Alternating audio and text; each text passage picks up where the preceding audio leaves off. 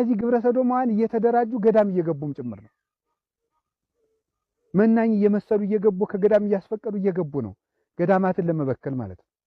መጠንቀቅ አለበት።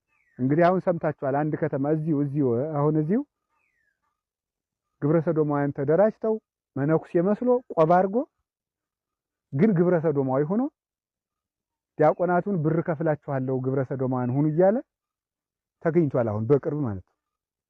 እንዳይያዝ ደግሞ አሽወልከው አጠፉት። ልያዝ ሲል ለምን የፈጸምባቸው ሰዎች በከተማውም ወደ 500 አባል አለን ብለዋል። እዚሁ እኮ ዙሪያ ነው፣ በዚሁ ቅርብ ነው። አሁን ይሄ ነው እንግዲህ ግብረ ሰዶማዊ ተስፋፋ። ሰው ኃጢአት አልበቃው አለ። በፍጹም ብዙም ያሳፍር ነገር አለ።